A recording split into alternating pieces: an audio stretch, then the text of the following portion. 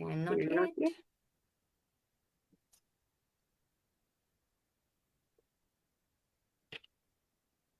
And we are live.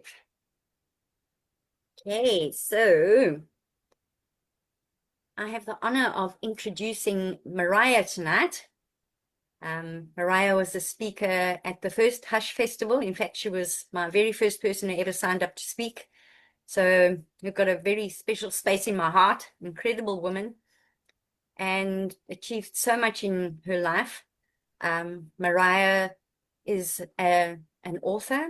She's busy writing a book at the moment, and she's a motivational speaker and just a fucking all-round brilliant woman. So yeah, Mariah's talk is going to be from death's door to the other side of hope, which is very pertinent for today's topic. So Mariah, over to you. I'm going to step away from the screen. You got this. Thank you, Annie. Okay. I really appreciate you doing this. And I'm really glad you listened to me about having it every 6 months instead of once a year, because women need this. We need this. So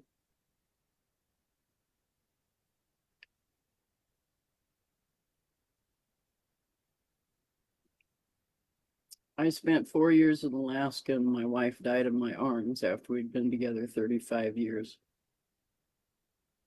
And in Alaska, the winter has a way of making the whole world seem still. The mountains are frozen in silence. The streets are buried under snow. And when BJ died, that stillness moved inside of me. And she was my wife. She was my partner. And we were together 35 years.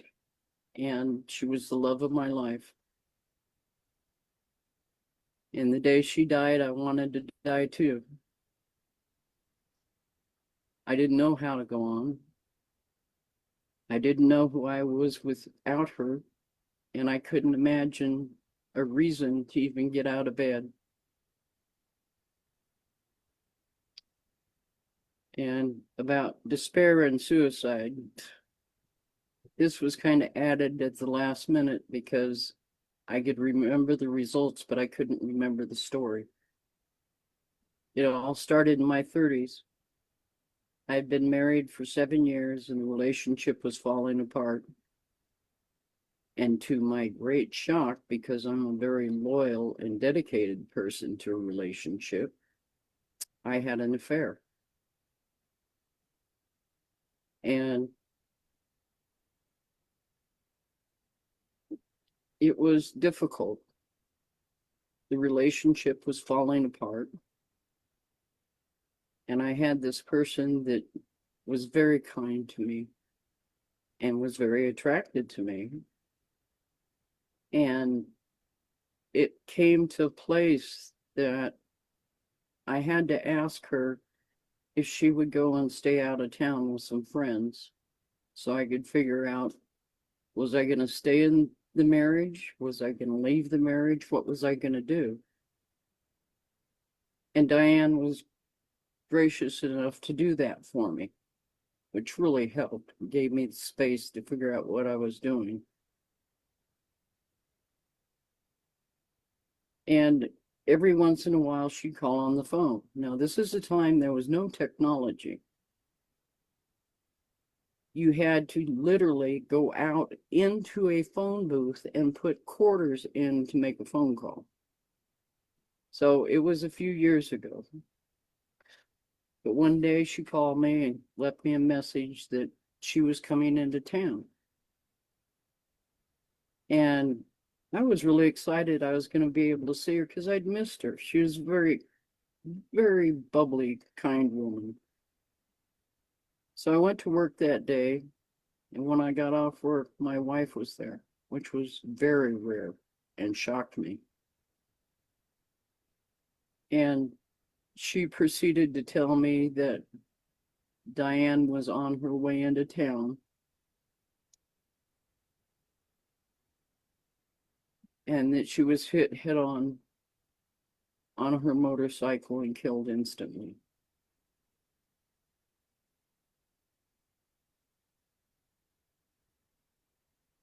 I didn't know what to do. So I told my wife that I was going to go back into work and talk to my boss so to let them know I was not coming in the next day. When I got in there, I found a bottle of pills that I had. I don't remember why I had them, but they were pretty strong.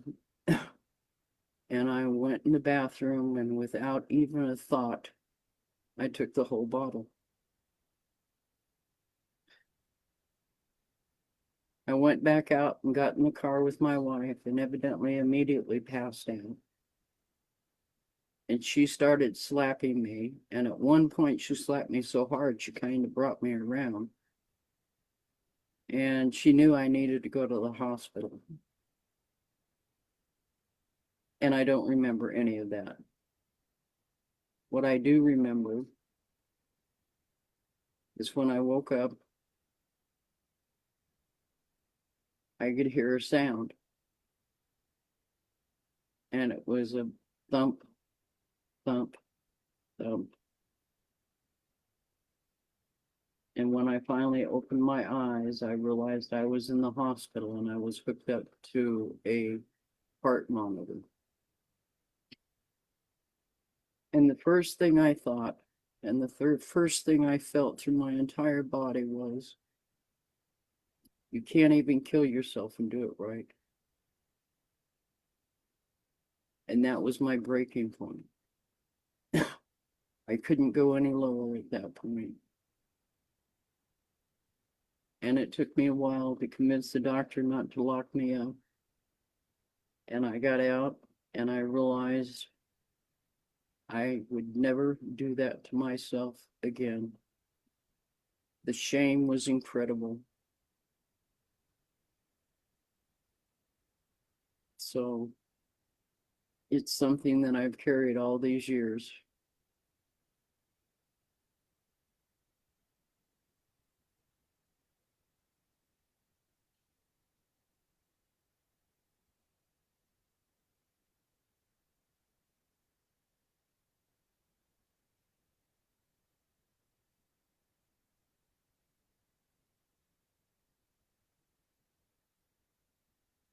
So after BJ died, I didn't know what I was going to do. I couldn't sleep. I wasn't eating. I wasn't doing anything. Just existing, wishing that I would just fade away. I knew that I couldn't kill myself because we'd been down that road, and that was a commitment I had always kept. So I started trying to figure out what it was I was going to do. And I didn't know what to do. It was the beginning of the COVID. I was in a state and a town that I had no friends. I didn't know anybody. There was 23 feet of snow on the ground, so I wasn't going anywhere. And I just stayed in that little 2-bedroom mobile home for months. And I finally realized, well, evidently I'm not going anywhere and I'm not fading away. I need to do something. Obviously, there's something that I need to be doing, and I don't know what it is. So I started watching YouTube videos.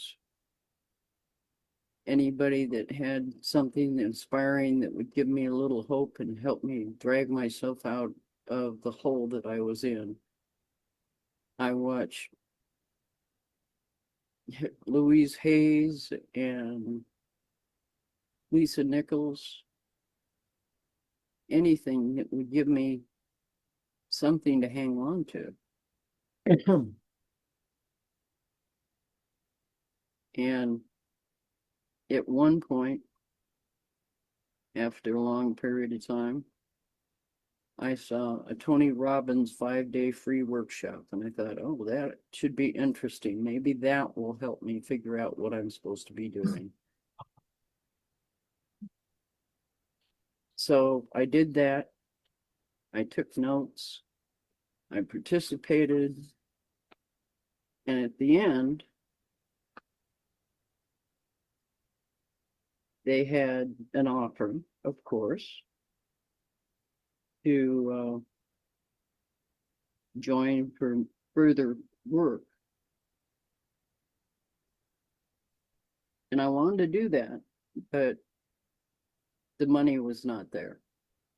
Living in Alaska is very expensive if you want heat in the winter.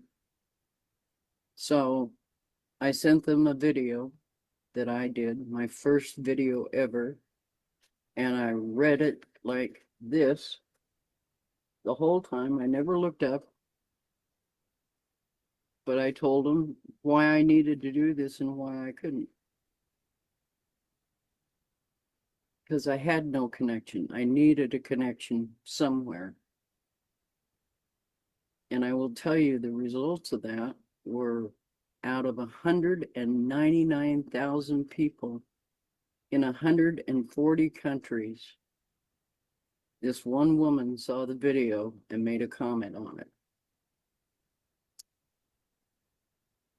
And Diane and I did the training together. And she is the sister I never had. We immediately connected like nobody have I ever connected with. And I told her, I said, I would like to be friends with you if you don't have a problem with me being a lesbian.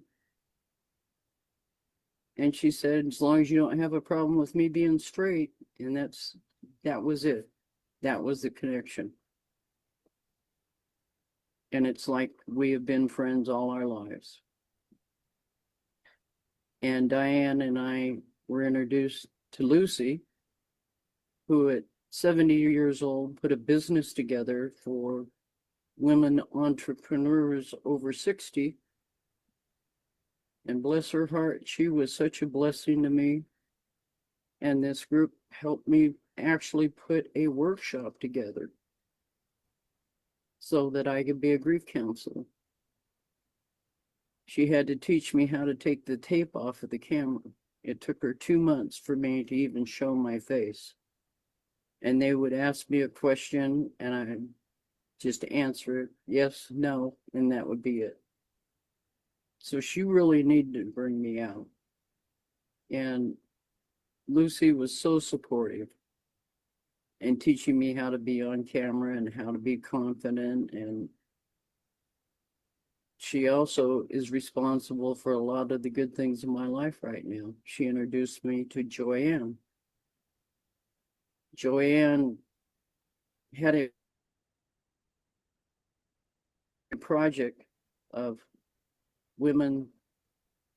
There were 37 of us from 60 to 99 to share our stories about changing the perception of ageism. And I said, I don't know. People have always, my instructors have always said, you can't write, you can't do sentence structures, just please don't write. And that really instilled in me a real position of failure because that's what I'd always wanted to do all my life was write. So I wrote for myself. So I picked my story and I wrote it and I sent it to all the women in the group and said, should I be doing this? Because I'm so confident in my own. And they said, yeah, you should. So in December of 2024, I became a published co-author in a book on Amazon that went #1 international within 1 day. So at 74, I got to have my dream.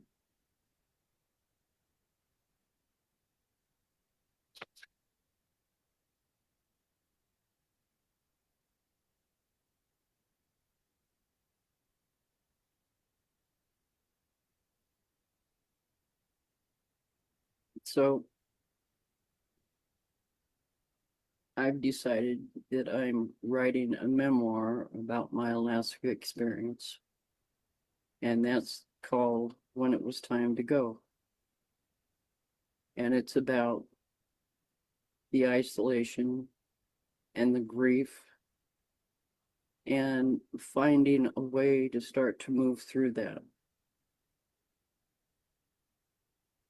My second book is How Will You Know Unless I Tell You? That book title I actually got when I was 8 years old. It was just given to me. And I always knew sometime in my life that I would use that to do the story of my life, which I just thought was going to be the story of my life. But things change.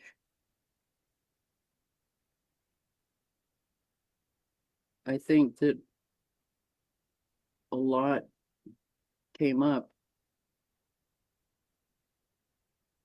when I lost BJ. And it wasn't just BJ, it was my whole life that I have had so much loss and so much pain, and learned how not to be connected with people because it was scary.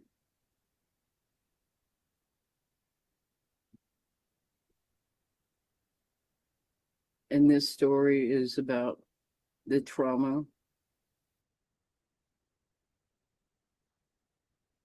that I experienced as a child and how that affected the rest of my life. So it kind of changed a lot for me. And that came about when BJ died, because it was after that that I found out both my mother and father had died on the internet. My family had ostracized me for being who I was and telling the truth. And I didn't realize until I was 70 years old that my mother was a covert narcissist. So that was not very helpful as a child. She taught me how to be invisible. She taught me how to act like everything's okay. She taught me that I was never going to be able to please her no matter what I did. And I was not the chosen one, as you can imagine.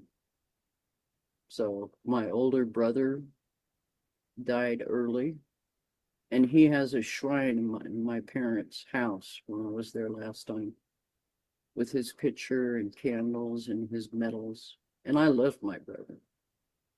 But the boys always got all the attention. And I had three brothers, one older and three younger, much younger. And I loved my father. I always loved my father. He was good to me. He would go on trips, and when he came back, he'd always bring a little horse or a scarf or a book or something. And it was one of the few times I felt seen and cared about. But one night, he was drunk, and I had never seen him drink, ever. And he came into my bedroom, and I was about 12, and he molested me.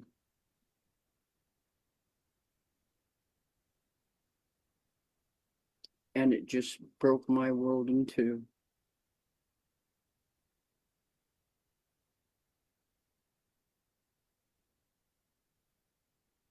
I didn't know what to do with it. And I thought, if I was just a better kid, it wouldn't have happened. So it's got to be my fault. And I went with that for a lot of years, until it started coming out in every part of my body, the anger and the rage, and I wanted to stand up on the dining room table when we were all sat around it at Thanksgiving and just vent on him. And my dad was a good man. he was. He had some problems, there's no question. So I finally, in high school, went to a teacher to explain what happened. I didn't know that teacher was a friend of my parents, and he called them right after I talked to him, so my parents knew what I had said. And my mother took me out to the park, which was always where she had those kind of conversations with me for some reason. And she told me, if you ever say that again, I will make sure the boys are never in your life. And my younger brothers I raised, so that was like the lowest hit she could do.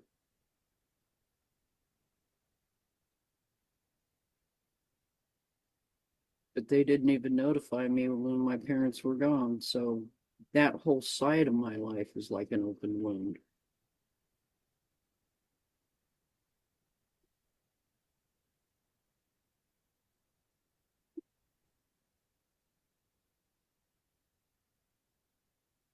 Three truths I've learned from the other side of fear. You're stronger than you believe, even in the moments that you can't go on. You're still breathing, and that is strength. Fear is a doorway, not a wall. I thought fear was where the road ended, but walking through it led me to the life that I have now. Hope is a habit. You choose it over and over and over again, even when it's the hardest choice in the whole world.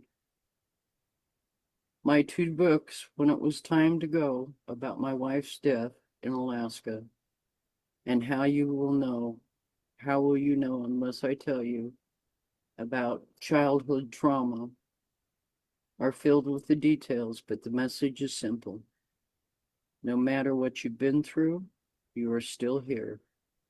And that means there's something magnificent in you. In Alaska, the sun doesn't just rise, it spills over the mountains and floods the snow with light. I've lived through the kind of darkness that makes you think you'd never see light again. I've also learned that hope isn't something that you wait for. It's something you choose, even when your hands are shaking. Fear is not the end. It's just the door you walk through to find your voice, your joy, and your life. And I'm living proof that there's something beautiful waiting on the other side. I hope you find yours. Thank you.